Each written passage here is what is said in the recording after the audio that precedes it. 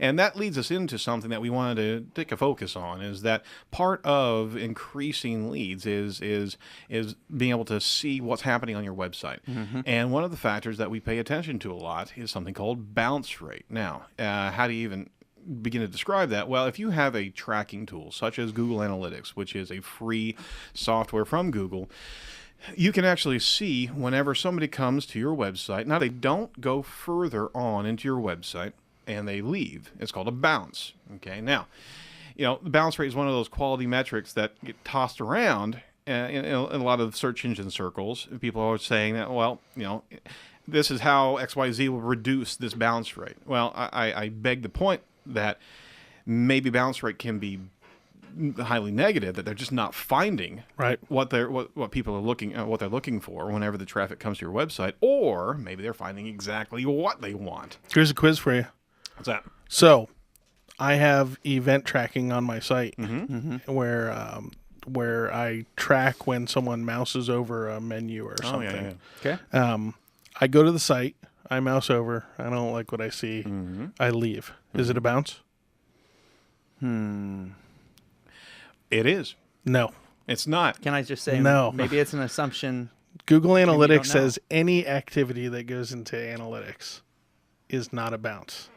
Now. Terrible. So here's the thing: is we've done stuff before where we've done advanced tracking on pages before. All of a sudden, bounce rate went to 0. Oh yeah. And we're going, what happened? Bounce rate went to 0. Oh, well, we're tracking an extra page view, or we're tracking an event, or we're tracking whatever. And so we would have to back that back out. I've seen that a couple of times. Yeah. Now, I guess you need to go into Goofy, huh? Gotcha. Yeah, you did, but you got to get into the kind of the purist mindset there. Is that really what you're perceiving as from the consumer standpoint? They're navigating, they're either clicking or not clicking, or hovering or not hovering. What's the experience at that point in time on that page, right? And do you translate conversion or getting them through a funnel as that next click? Yeah. And it's not arbitrary. It's very subjective due to the site that you're looking at. Okay? Right. So I can agree with you that there's a heck of a lot of other things to look. We actually look at heat maps on a regular basis to see where traffic is actually flowing. But when it gets down to it, sometimes websites that it may be critical for your visitors to stick. Yep. And in the sense of an e-commerce website, it's not enough to just have them at a page looking at your product when they may be shopping different prices. Yeah. Putting something there that allows them to price compare something or different products, those are things that make it a heck of a lot more stickier and more in a conventional mindset what the user experience is for transaction. That's a great thing. So you have to design your site and understand how people are using it. So the hierarchy of your navigation, how your articles, we were talking before that within an article you mentioned other articles if people want to dig a little bit deeper, and then you want to actually see whether you're improving or people are just jetting. But like you said, you said it perfect, that people might just find what they're looking for and leave too.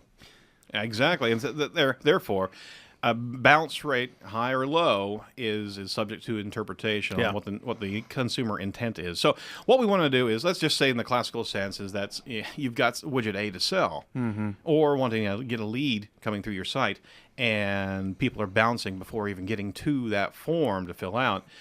That's where I wanted to pursue this, is 10 things to possibly to incorporate into your site to avoid bounces. One in particular that's more of a annoyance than anything else is you probably should avoid pop-up windows and pop-out. They still have those? Yeah, they do. They do. Now, in rare cases, they offer something worth the roadblock, but they usually disrupt the user experience. We've all seen that before.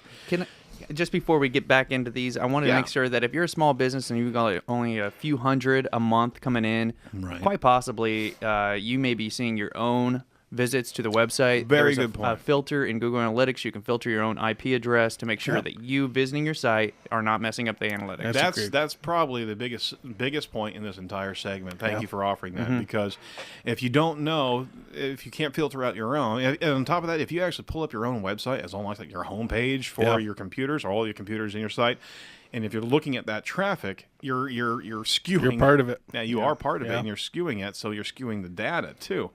Anyway, but thank you. That's great. Poor design is increasingly less tolerable.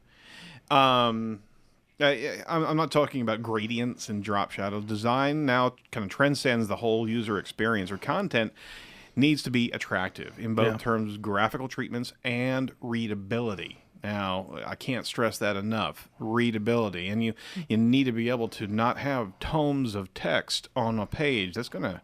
Any way you can, unless it's so specific and niche of a topic, you're going to affect...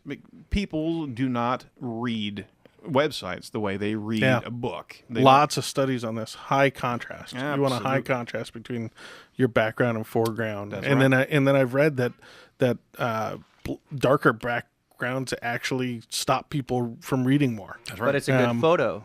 Good for photos. But and stuff great, if you wanted to exactly. pop Great for out. video, photos, things like that. So It really depends on Great point. Yeah, absolutely. Speed. This pretty much goes without saying that these days, but really nothing affects a bounce rate like having a web page that takes more than 10 seconds to load. Yeah. And Speed kills. It really does. I like that. Speed kills. I like that. Sorry. It's okay. Actually, speed helps. Yeah, it's true. The faster, the better. The faster the better. And if you need to find out how fast your speed is or your website, here's a great free website to go to. It's webpagetest.org. Oh, yeah. And that will give you a really cool graphic. It's called a water flow, and it will actually show you how fast your site responds to the first byte of response from your server, all the way through all the load time of your website. It's fantastic. And be careful with Google Page Speed. Mm-hmm. Be careful with the one that's in the analytics. Mm-hmm. It's really, really sketchy. Yeah.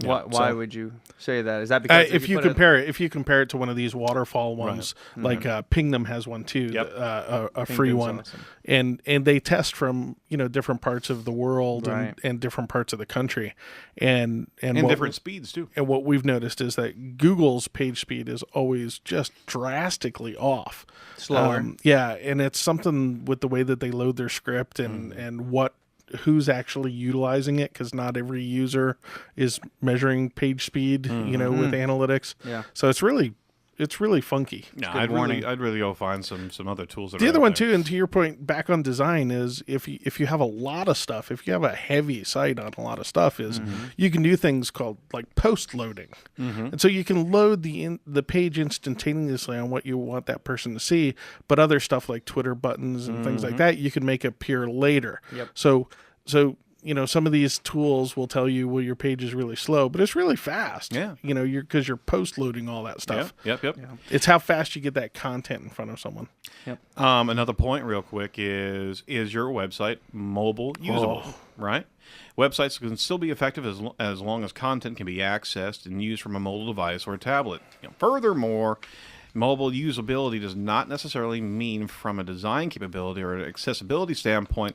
In many cases, it means is the language of your site simple enough and clear enough for when people come to your website on a mobile device, can they see what they're looking for? That's where you do the drive test. That's right. Drive as fast as you can and look at your site. No, I'm just kidding. Don't do that, people. Do I have to have some sort of warning for every comment? Yes. Yes, you do. Another thing to implement is segment the information from a perspective of creating content. Readability is important, but you also need to group content into different areas. All right. The lazy load is what you were talking about, is not loading up. I know. I didn't read ahead. That's okay. You got it, man. You're on it. Color contrast we talked about. One thing itself is make your message blatantly obvious. Yes. Whenever you're at a page, if you here's that 6 foot back, print your screen and put it on a Especially door. for the younger generation, right? Yeah, exactly. What? No. More importantly than anything else is cut out distractions, and don't put too many things in there that are going to distract from what the goal of the website is. Yeah.